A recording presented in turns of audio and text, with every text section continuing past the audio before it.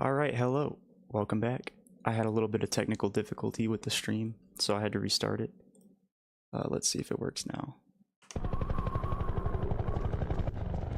So, this is where I last left off. I have to lower the airboat down here.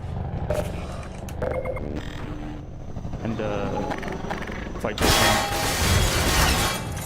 Oh, I gotta adjust my audio really fast.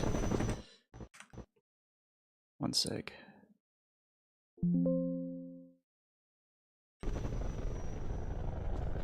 There we go.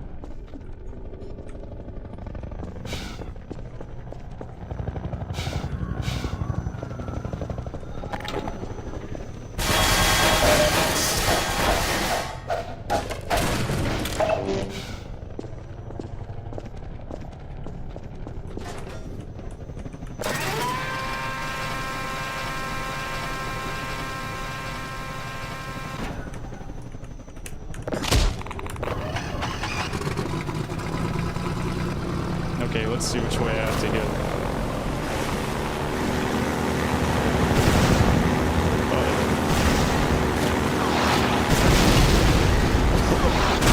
Oh shit. Oh shit.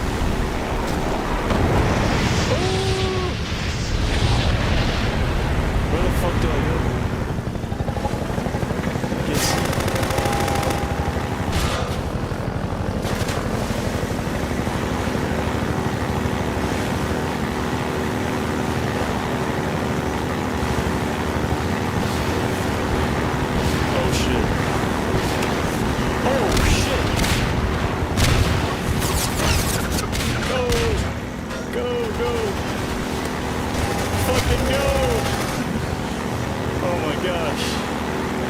Exhilarating. Oh, our first bit of Gaben gospel in a while. Let us listen. Displacements 1. After Half-Life 1 shipped, our level designers and artists wanted a better solution for outdoor environments, so we built the first version of our terrain system. It was based on subdivided quads. To visualize this, imagine a flat square divided into a grid, where each point on the grid can be moved up or down. Level designers could lay out multiple squares and then use a paintbrush tool to shape hills and valleys by adjusting the grid points. For rendering, we used a special blended texture, which combined two different textures. Each grid point specified how much of each texture to use, allowing smooth transitions between surfaces like sand, grass, dirt, and gravel. This type of terrain system wasn't unusual in game engines at the time, and we naively thought it would be enough for our game designers.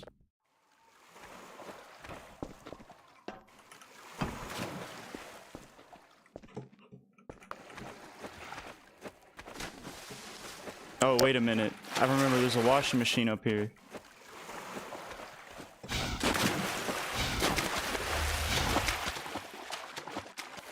God, I feel so stupid.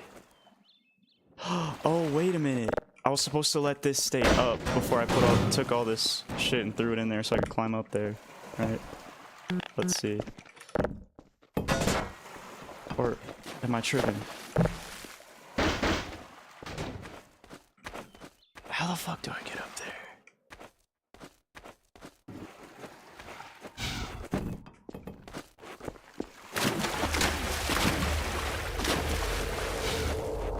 I think I'm still gonna try to lower shit. Well, hold on. Can I just hop up here? Oh shit.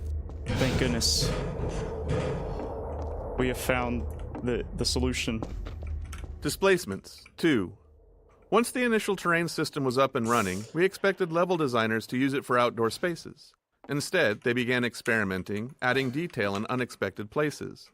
They used the subdivided quads on the top of walls to create ruined edges, rounded off street curbs, and even attempted to make pipes. This met with varying success since the terrain system was designed for landscapes, not architectural detail. So we returned to the code mines, transforming the height-based terrain system into a fully 3D displacement system. Now, instead of only moving grid points up and down, designers could move them in any direction. This allowed them to add extra detail to all kinds of surfaces using blended textures to smooth transitions between the displacement quads and the BSP geometry. However, this required additional tech work to ensure consistent lighting between the two renderers, or those edges would have been noticeably mismatched. But with all this done, the level designers seemed satisfied, and we naively thought that this time it really would be enough. Let me check if the captions, how they look. Let's see. Subtitles. Washing machine puzzle. We created the washing See, they're machine kinda physics rough. puzzle late in development, after playtesting indicated that players needed some downtime from the relentless pressure from the helicopter. Pacing contrasts like this can accentuate the high moments by resetting the player's emotional state and warding off exhaustion or even boredom. It was a positive sign that players reacted so strongly to all the work done to make the helicopter truly menacing. But if we didn't manage the stress of it, fatigue set in, which quickly started to feel like monotony rather than excitement. Originally, players quickly drove through this area, but because of the nice sunlight and composition of the canal here, we decided it was a good spot to pause the action and have the player spend some quiet time solving a puzzle. The puzzle itself, which was the first to use masses and pulleys, ended up giving rise to other physics navigation puzzles elsewhere in the game. That's awesome.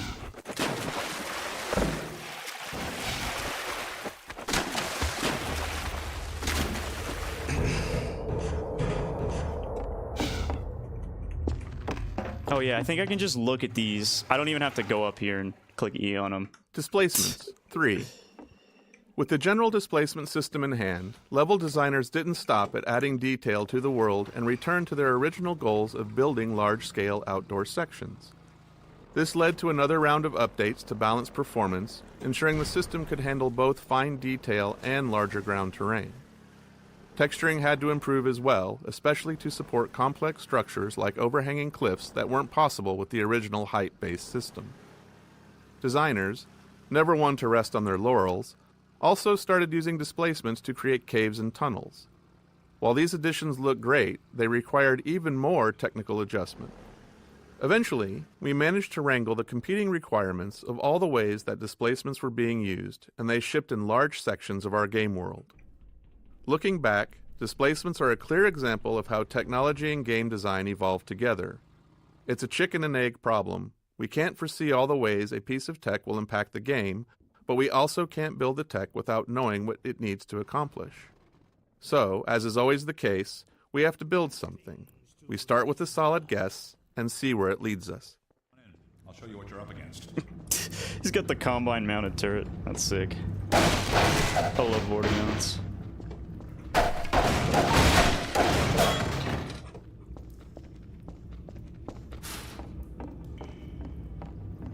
Come on, get in here.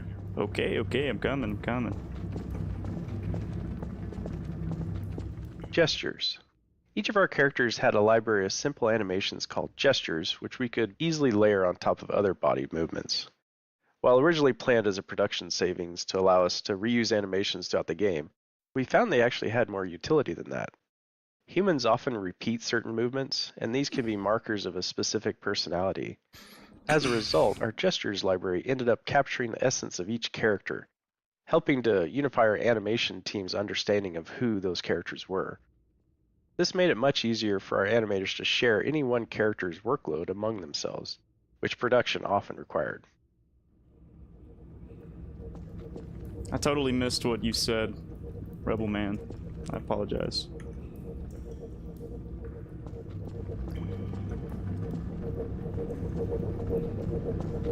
Ooh-wee. Get in the vehicle. There we are. That gun came off one of the same 100 choppers that you're up against. I always like to bring a little irony to a firefight. Wow. Take Thank that you chopper guys. down, and you should be able to tear on through to Eli's place. Sounds The good. Freeman will accept this weapon or suffer greatly on the road ahead. I will accept this weapon. Thank you. Thank you so much. Farewell, Dr. Freeman. Wow. Give him hell, Doc.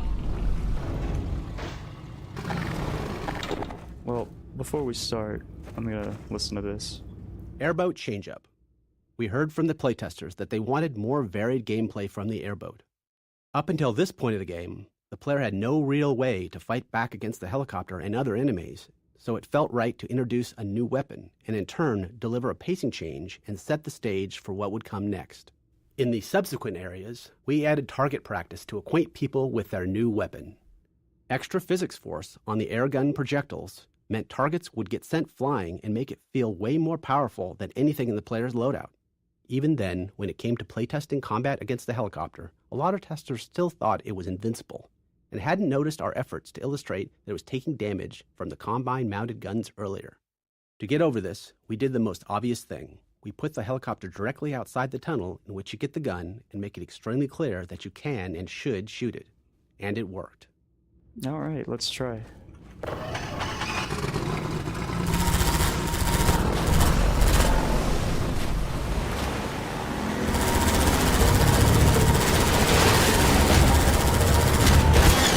Oh, I got to reload.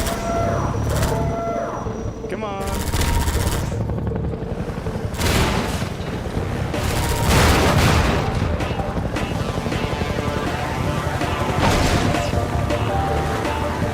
That Half-Life 2 soundtrack was nuts.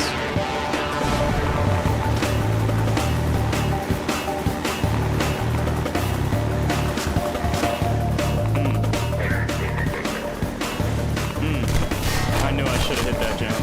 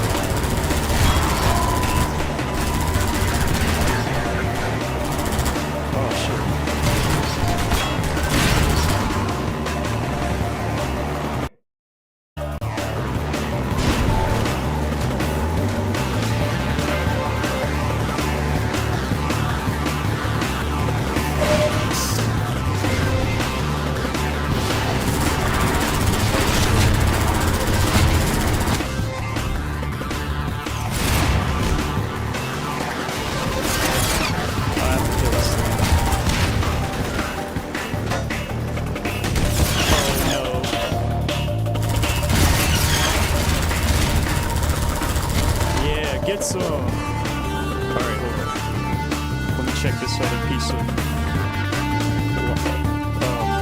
lore. Forgot the word. Skybox time of day.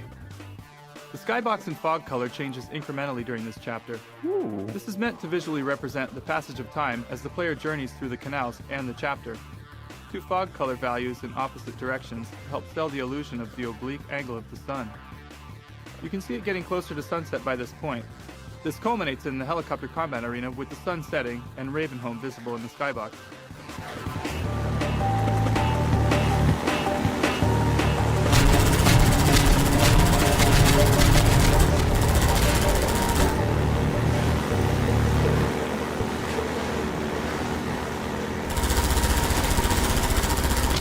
Oh shit. Was that G-Man? Oh. That was G-Man.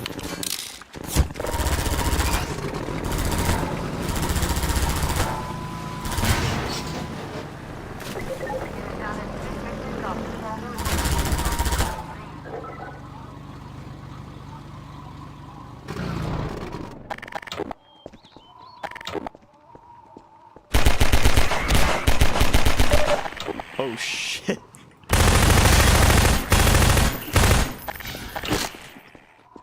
Pull out the crowbar. It's the most consistent weapon against the crab.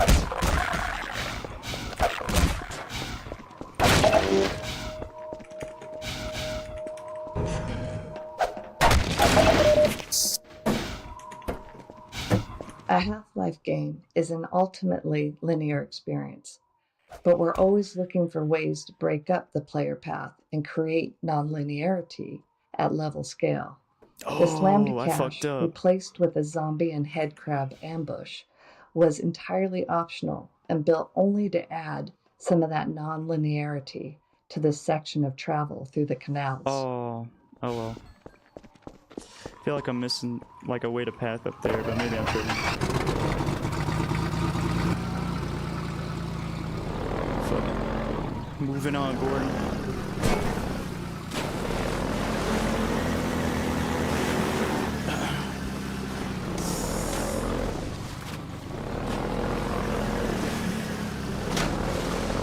Come on.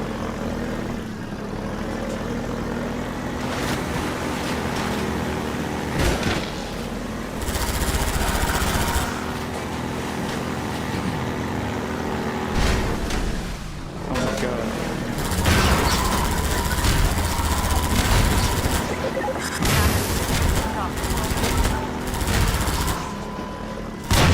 Oh, I shouldn't have fucking done. Shouldn't have did that.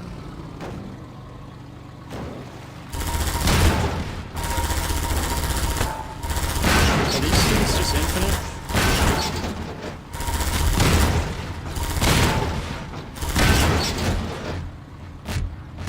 They really felt like it. Holy shit. Donkey Kong Barrel Ramp. This particular area, the drainage ramp, originally started as just an interesting piece of level architecture. But during playtesting, we quickly saw how fun it was to slide the airboat up and around the slope, so we added more elements to enhance that experience. This included Metro Cops dropping barrels down toward the player, and a little nod to the classic arcade game, Donkey Kong.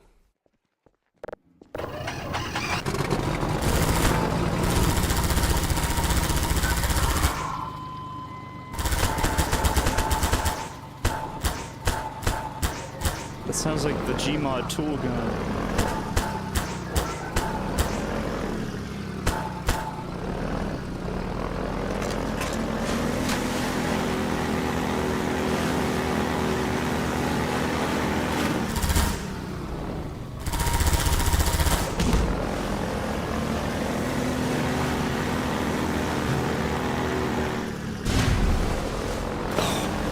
Thought I flipped this shit.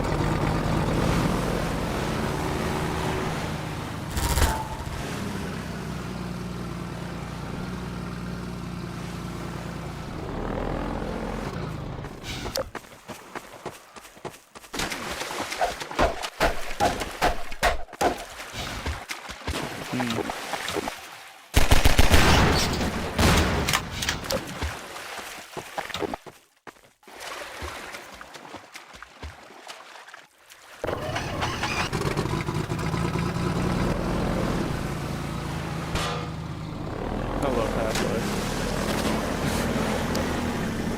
This game's so much fun.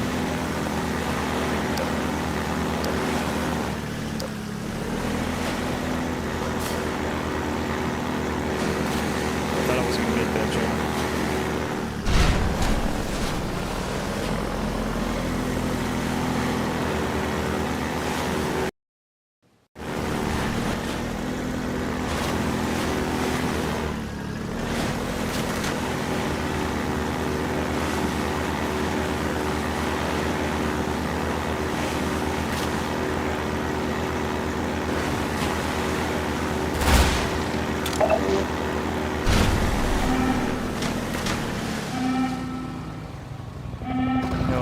Helicopter That doesn't Megabomb look good. Origin.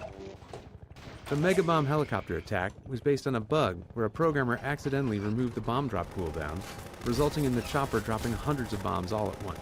It looked so cool that we decided that we had to keep it for the final shipping bombing run attack.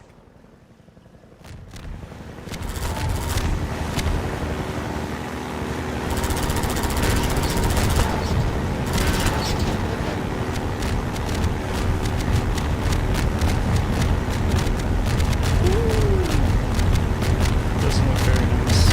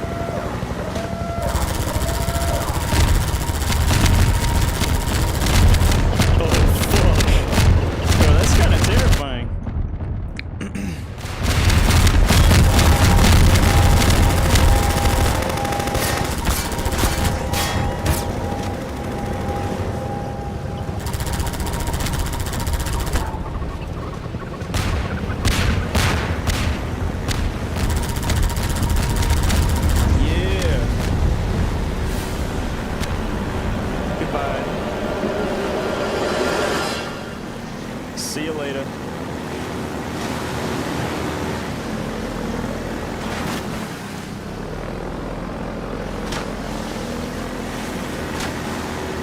looks like I have to go up here. Do I have to use this as a jump?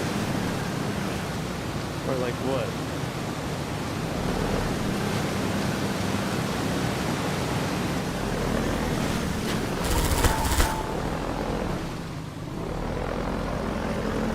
Oh, this looks like the beginning of said path.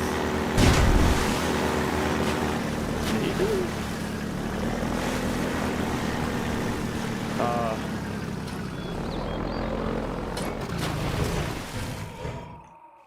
Yes, our next piece of lore. Let us listen.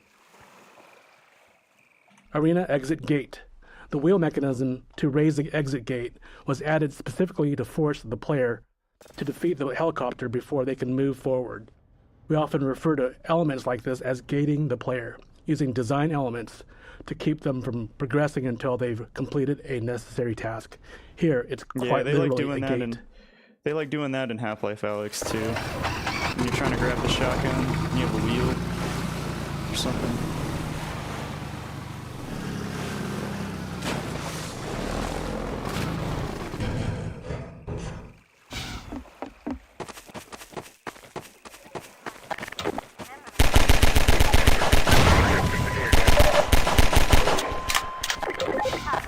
Unit deserviced. Remaining units contained.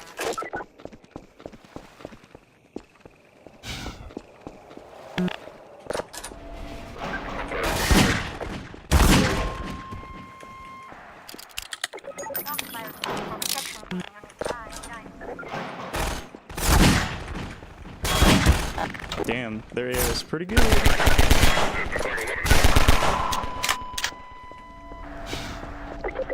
down at restricted block. Oh my. We hit the jackpot.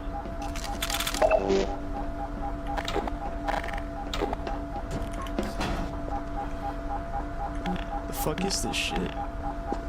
Probably have to blow it up.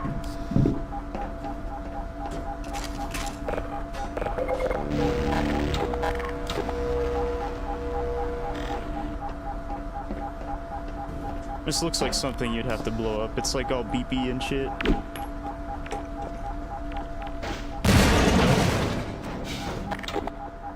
It's just set design.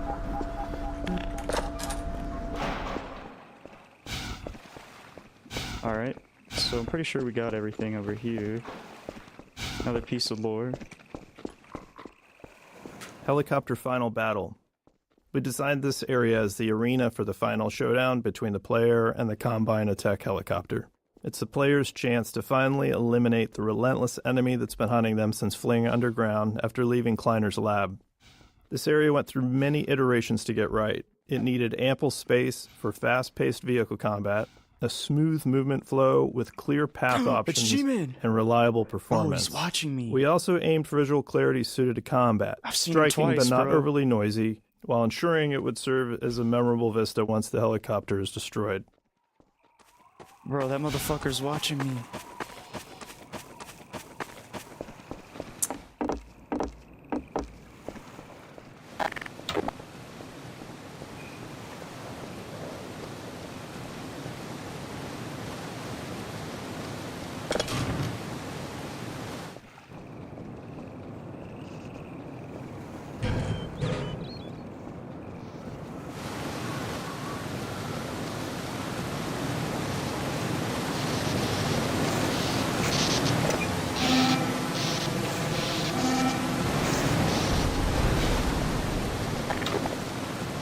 Alrighty, let's get the fuck out of here.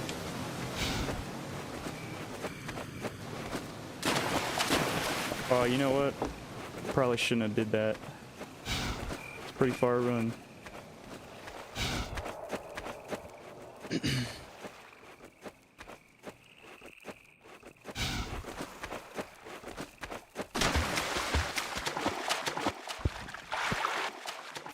Alright. Made it back to the airboat.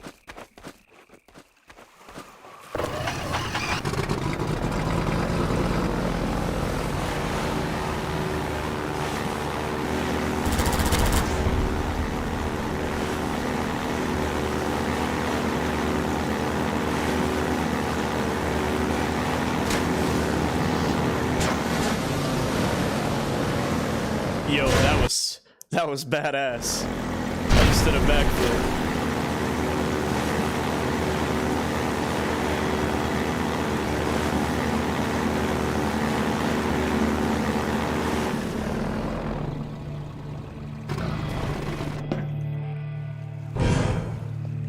Airboat wreckage. Originally, we destroyed the airboat in the jump over the dam. So this level opened with the player amidst the wreckage of their beloved airboat. In a team-wide playtest, people felt disappointed to lose the vehicle they had spent so much time in. There was a lot of internal debate about whether that feeling of loss was a valuable experience or not. Ultimately, we decided to leave the airboat intact to allow for the possibility of the player reuniting with it someday. Some say that airboat is still out there, waiting for you. Oh, really? Maybe in the next Half-Life game? Maybe?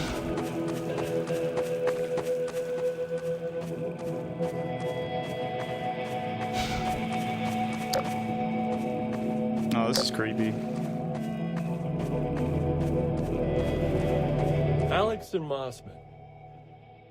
In our early plans for Half-Life 2's narrative, I like this guy's we wanted voice. to take on the challenge of doing something less explicitly game-focused. Not just a story about the obviously good player defeating the obviously evil enemies. Instead, we aimed to focus on characters and their relationships. We thought it would be interesting to explore family as a central dynamic unit of Half-Life 2.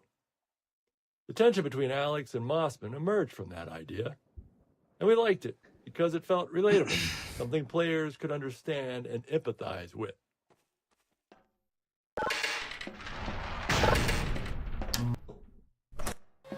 We've got something. Okay, it's human. Hello? Take it easy in there. You're safe now. You'll have to forgive the scanning process. We can't take any chances. Dr. Freeman? Gordon Freeman? Is that you? You've made it here this quickly. Well, Eli is going to be amazed, not to mention relieved. I'm Dr. Mossman, Dr. Judith Mossman. I've been hearing about you since long before the Black Mesa incident. Oh, Black Mesa. I do so envy you working with Eli and Dr. Kleiner when they were at the top of their field. Ah, there we go. You can come through now. I'll take you down to Eli right away. He would never forgive me if I kept you waiting.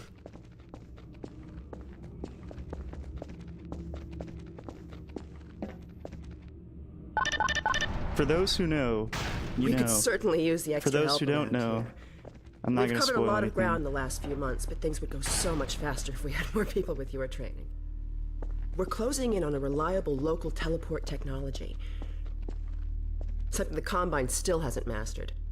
Eli thinks their portals are string-based, similar to our Calabi-Yau model, but they've failed to factor in the dark energy equations. They can tunnel through from their universe, but once they're here, they're dependent on local transportation. If they knew what we were doing with entanglement... Entanglement. Oh. They love that word. Listen to me. I sound like a postdoc. I'm just so excited to think that we'll finally have the chance to work together. Where was I? Oh, yes. Dr. Kleiner compressed the Zen relay far beyond anything he imagined at Black Mesa. We've figured out how to use Zen as an unexpressed axis. Effectively a dimensional slingshot. Oh, so he's we cooking can a head swing crab. around the border world and come back in local space without having to pass through. They eat head crabs here. Oh, here's Eli now. All right. Hey, good. my boy. Keep right on. Good to see you. Eli, look who I found. Eli's lab. Oh, fuck. We built Eli's lab Sorry. after Dr. Kleiner's, which gave us a better understanding of how to set up and design effective choreo scenes. Dab me up. As a result, we were able to create a more complex scenario with more opportunities for it to respond to the player.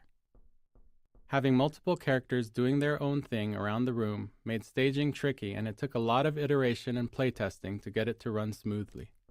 Our experience showed that, generally, players wanted to play along with the scene. They just needed enough subtle clues to know where we wanted them. Similarly, if they got distracted, the scene had to gently pause and wait for them to return. I can dig up. Dr. Freeman, it's been a real honor. I'm looking forward to working together. Look at that fake smile. Feel free to look around. I will. We never get to see her. She must have died.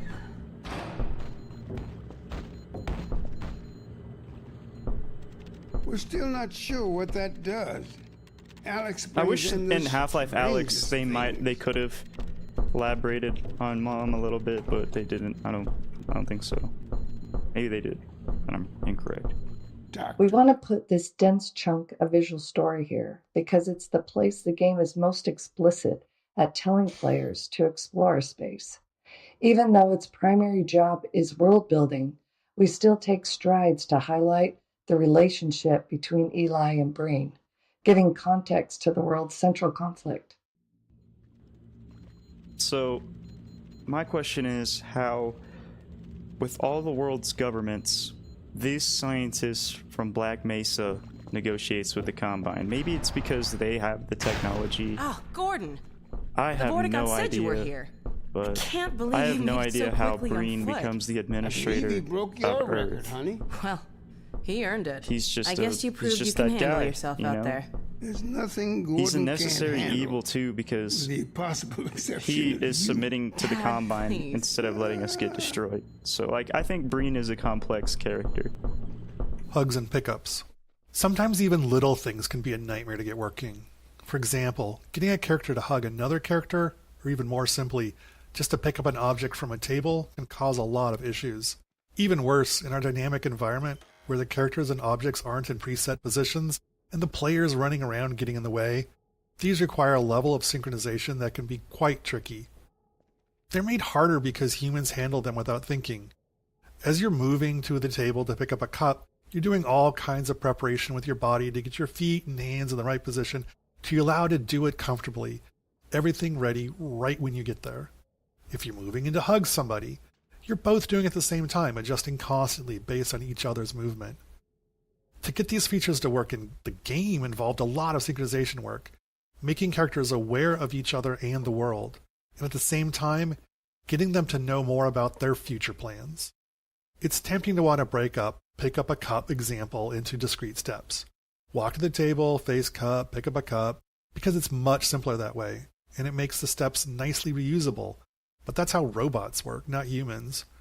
Our characters had to know they were moving to a table with the intention to pick up a cup, so they could work on multiple parts of it simultaneously, making sure their hand grabs the cup right when they get there. With two characters, it's even more of a negotiation. Both need to agree where and when it's going to happen, and everything needs to happen in place in a seamless fashion. While these moments of simple interaction with their characters in the world are often short, they were critical to making them seem like believable people. Feel free to look around. Balancing the player's desire to explore with the narrative goals of the scene was always a challenge. We wanted the room to be full of interesting things to look at, but many players wouldn't explore until they were sure they wouldn't miss any of the character performances. That's why it was important for Eli to tell the player to look around midway through the scene. I messed up. It signaled that it was safe to explore. From there, we could trigger a variety of custom mini-scenes based on what caught the player's interest. I think the Vortigaunt typing on the computer is fucking hilarious. What's he doing? Go on, Gordon. Go with Alex. Well, he doesn't want me here anymore.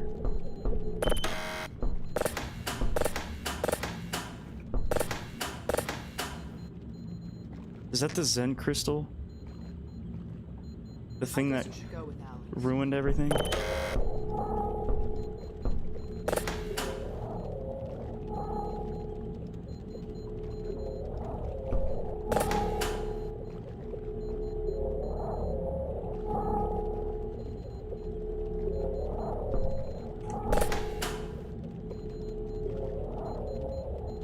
Go ahead, Gordon. We'll catch up with you later. Sorry, man. It's just messing around. So I see you've met Dr. Mossman. She's one of the main reasons I spend so much time outside. You should hear her drone on about how it should have been her in the Black Mesa test chamber that day. I'm sorry, I shouldn't be talking behind her back. It just gets a bit claustrophobic down here. Mosp. Judith Mossman was originally based on a character we had planned for a section of Half-Life 1. That section was cut from the base game and reused in Uplink, but without the character. We consider her the most complex character in Half-Life 2. We knew we'd be walking a tightrope with how the player felt about her even before Nova Prospekt, because the player's trusted sources don't agree. Eli likes her, but Alex doesn't. We recognized there was a limit to how much complexity we could pull off in relationships, but we felt that a stepmother-daughter dynamic was something players would understand. Whether or not you agree with Mossman, she's doing something heroic. She risks being a double agent to get the information she needs to protect Eli and Alex. She just didn't plan for Gordon. All the characters are pretty complex.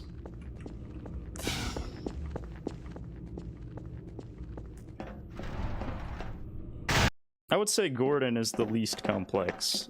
I mean, because he doesn't give a whole lot of exposition, but that's intentional by Valve, I guess, to put you in the shoes of Gordon.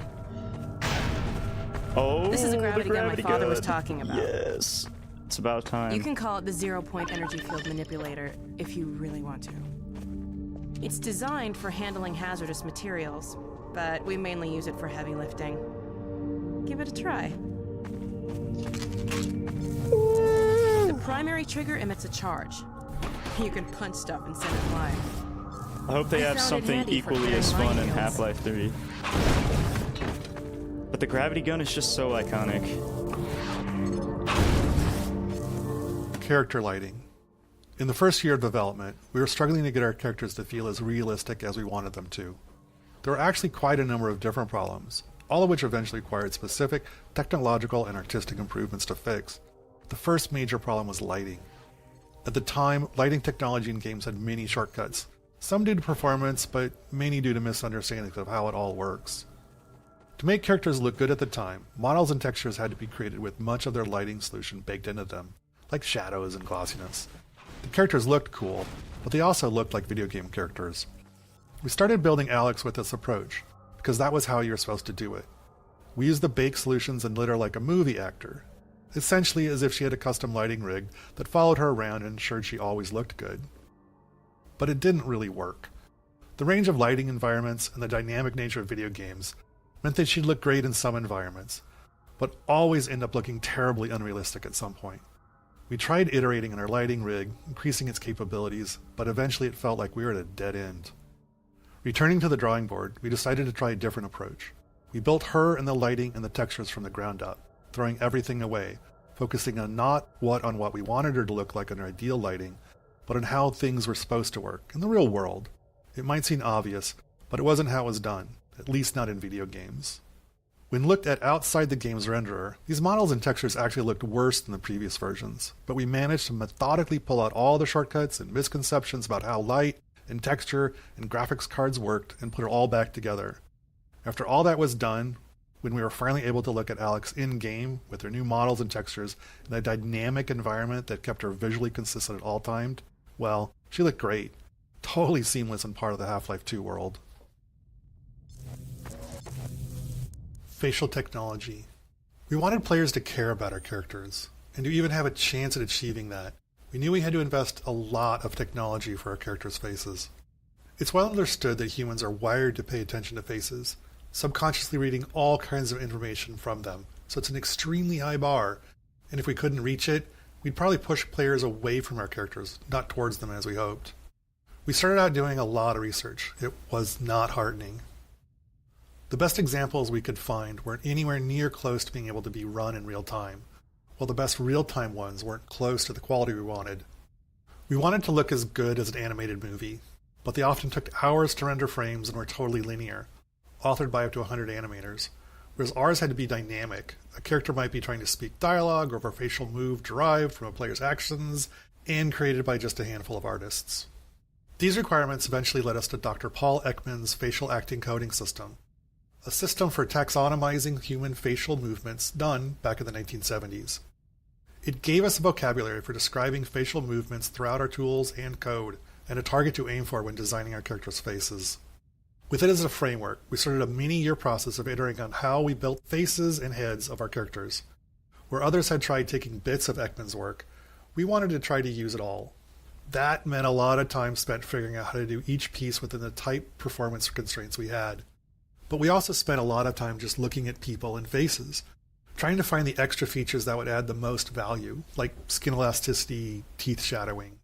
In the end, while we weren't able to do everything we wanted, we did manage to get the pieces we thought were the most important to a convincing facial performance level on our characters. I think for 2004, they look fantastic. Eye shader.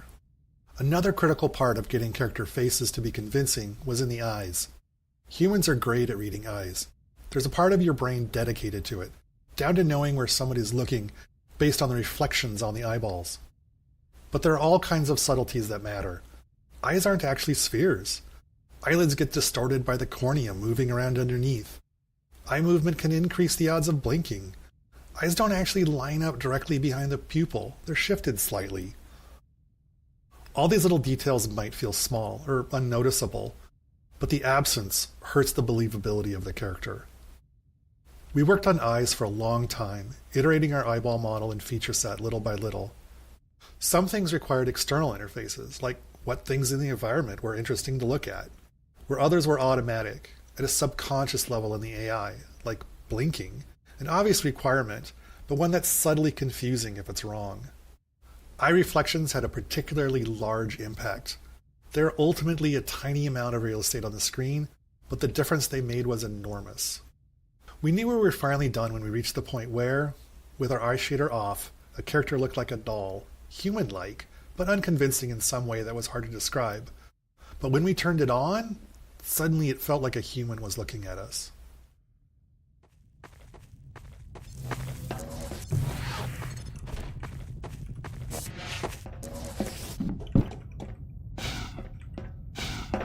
Try grabbing those barrels from that ledge up there. Moving the gravity gun. When the gravity gun was first prototyped, we planned to give it to the player midway through the game. But as playtesting progressed, we saw the strength of its design and realized the gravity gun and, more importantly, the ability to launch saw blades at zombie faces needed to come earlier. That meant Eli's lab also needed to move earlier too. It was a significant change, but it was crucial to Half-Life 2's success. It serves as a good reminder that storytelling and gameplay are intertwined, and neither can always take priority. They have to work together. Now let me call Dog. He loves to play fetch. Dog! Come!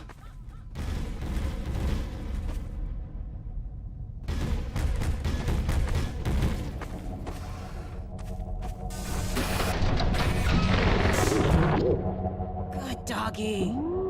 Gordon, this is Dog. My dad built him to protect me when I was a kid. First model was about yay high. I've been adding to him ever since. Haven't I, boy? Okay, Dog, let's play catch with Gordon. You'll need to use the gravity gun. Go ahead, Dog. Throw!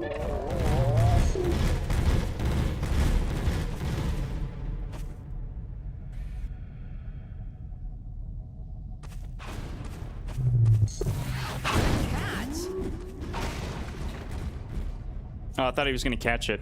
Throw another, Dog.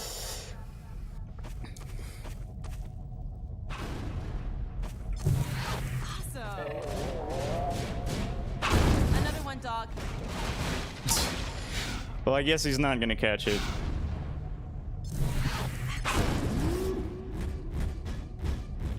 Dog, go get your ball.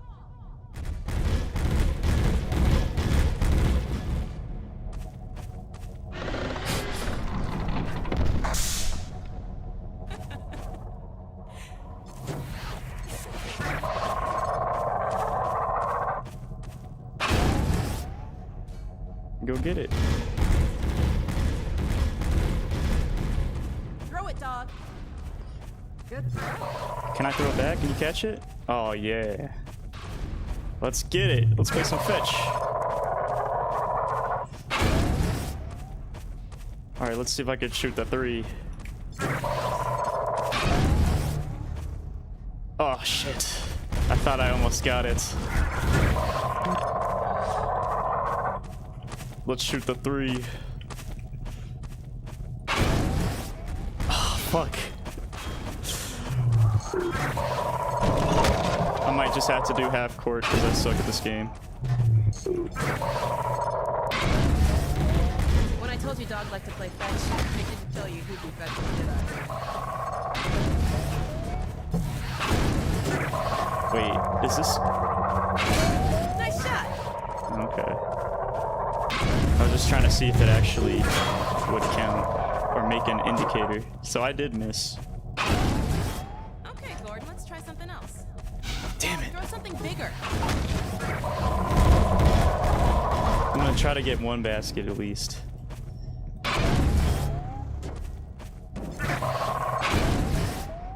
No, Dog. Good enough. No point. Put that down. What is it?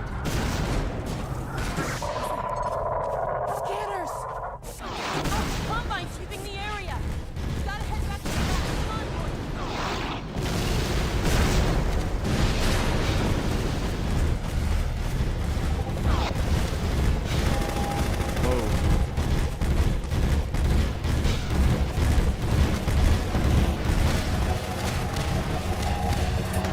Dad, it's Alex. Do you read? Alex, honey. What's going on in there? Where are you, Alex? We're in the scrapyard airlock, stuck in a full auto cycle. Is Gordon still with you? He's right here. Good. I want you to Dad? take Gordon out of here. Head for the coast. Do not go through Rafe. Dad? Dad! Damn it! Dog, open the airlock. Get us out of here. Hurry, now! Tear it apart if you I think the can. beginning Get it of next open. mission is a good point to That's enough, stop dog. for this episode. Come on, Gordon. Come on!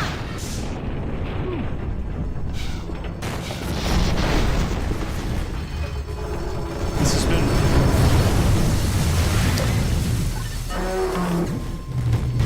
Gordon, you need to get out of here. I can't leave my father.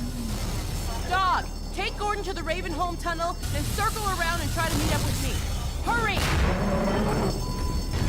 I thought we don't go to Ravenholm.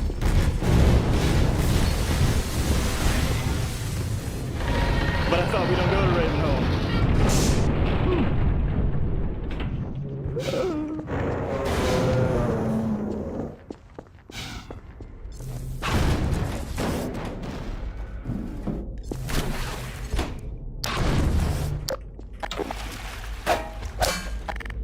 Oh, dude, they gave me a gravity gun. What the fuck am I doing?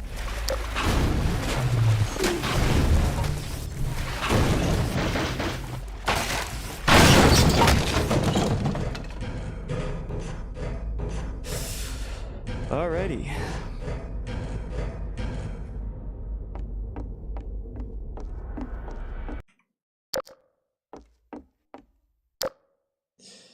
That'll be it for today. Ravenholm is my favorite level, so I'm super excited to stream next episode. Tune in next time. I will catch you guys later.